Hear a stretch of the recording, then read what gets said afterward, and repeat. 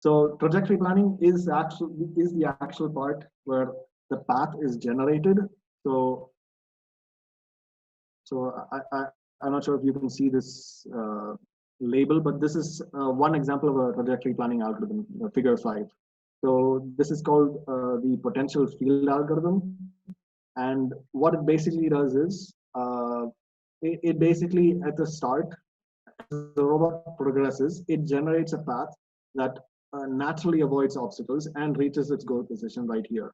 In fact, this specific algorithm called potential field, it actually works on like a principle of attraction and repulsion. So if it goes too close to an obstacle, it gets repelled away from it.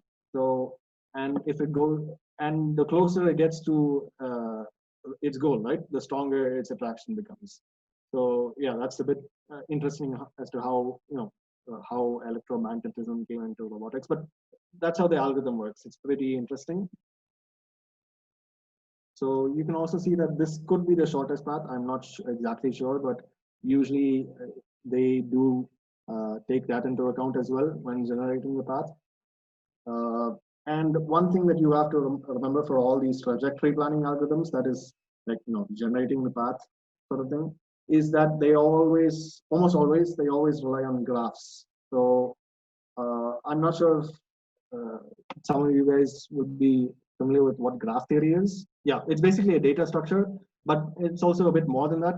So when you say data structure, then you specifically mean like from a computer science standpoint, but yes, you are right, but it's also like a mathematical field that basically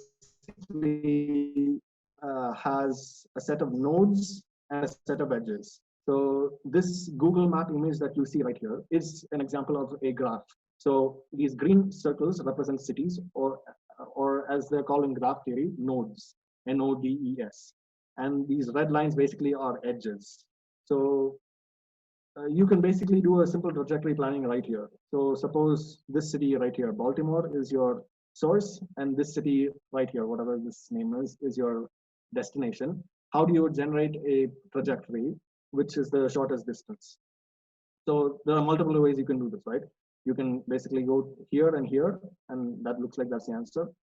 Or you can go here, here, here, and here. So that's essentially how the problem is translated into robotics as well. Suppose if you want to go from here to here, there are many ways to do so, but one way will sort of be the shortest. And that's what graph theory sort of talks about.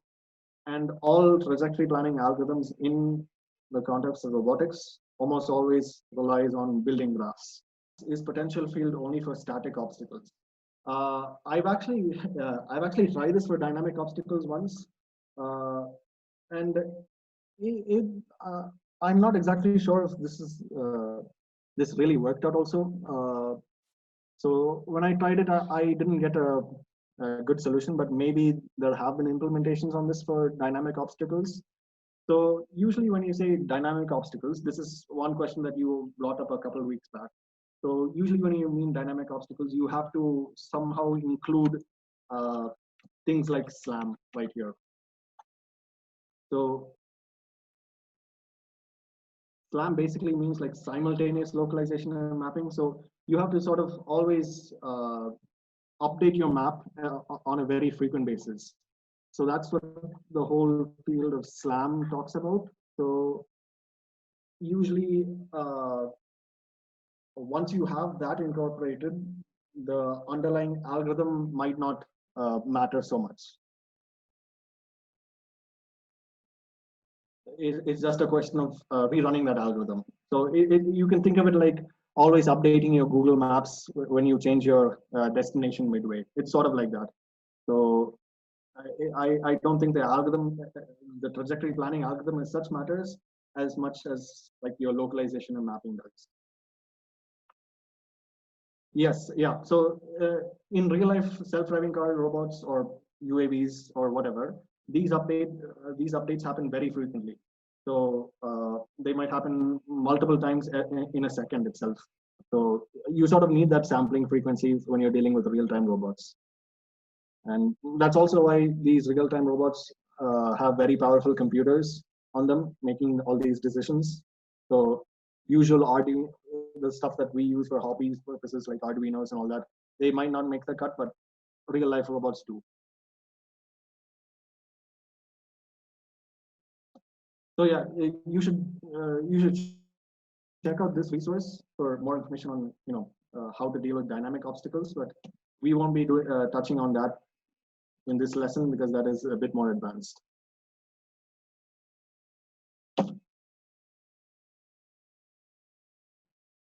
Okay, so before I get into certain trajectory planning algorithms, I'll just give a small introduction as to how these algorithms work like.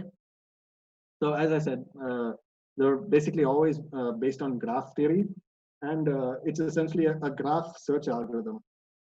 So if you studied computer science, even in your school, I think, I'm not sure, you'll probably have come across the terms Bfs and Dfs, your breadth first search and depth first search. So you can think of these as like your fundamentals of searching. So in fact, some of these algorithms build on top of these two algorithms right here.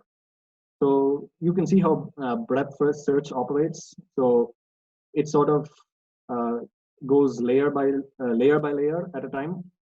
It sort of expands gradually. Whereas depth first search goes all the way down, then it goes to the top layer, and then it goes all the way down. So you can see 1, 2, 3 here, goes back up, and yeah.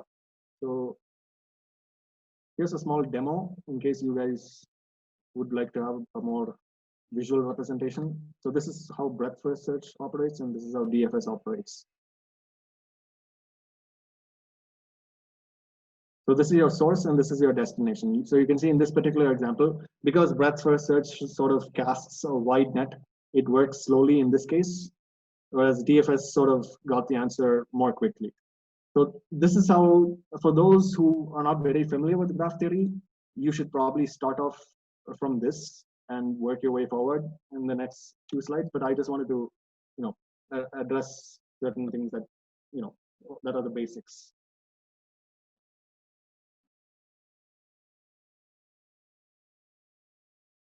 Okay, so as far as trajectory planning algorithms for modern robotics is considered, you basically have grid-based algorithms, and you have reward-based algorithms, and you have sampling-based algorithms.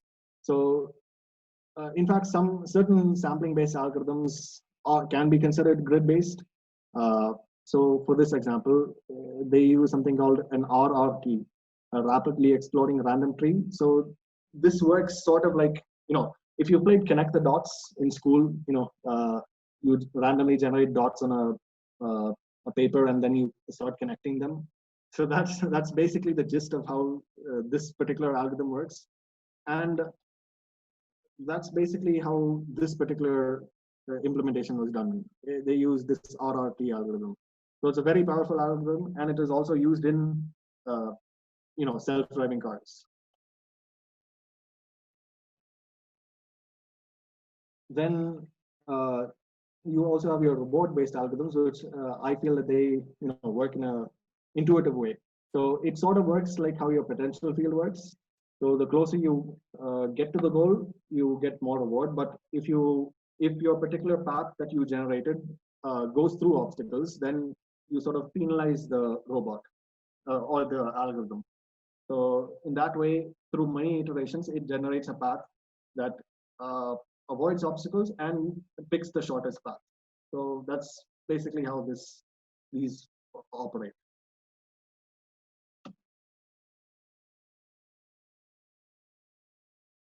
Okay, so I'll give you one example of a very powerful algorithm that that maybe I would like you guys to implement if you guys are confident with the graph theory and search algorithms, and that is something called A star. So A star is a very powerful search algorithm. In fact, this algorithm is used in many of the self-driving car algorithms to generate paths. So in a very simplistic manner, I'll tell you how it works. So suppose you have your start and your destination, and you would like to find the shortest path that avoids the obstacles. So what A star does is it has a formula that consists of two components. One is your distance to the goal, and the other is your distance from its starting point. So the whole algorithm tries to minimize this f function. So you can see it right here. So for example, let's see how, suppose you start here, and in its first step, the algorithm decides to move here, all right?